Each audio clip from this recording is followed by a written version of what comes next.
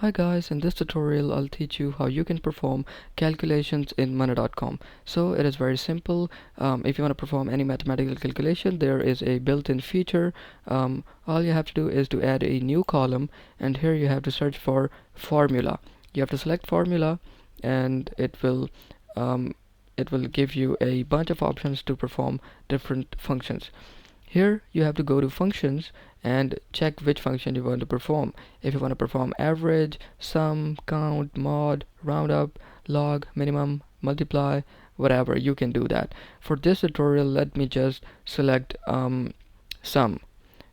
So you have to select this, and now you have to select the columns that you want to add. In my case, it is total amount and paid amount. So now scroll back up, and under columns, click columns, and then add the columns. So I want to add total amount and paid amount, and that's it. Now make sure that you add a comma between the two columns, or multiple columns. You have to add commas, otherwise it won't work. So now you have to set this formula, and as you can see, it has given us the sum. So the sum of 1300 is 1300, sum of 150 and 100 is 250. So the formula is working. So this way you can perform different mathematical calculations like sum, average, mod, multiplication, division in money.com. I hope this tutorial was helpful. We'll see you in the next one. Thanks.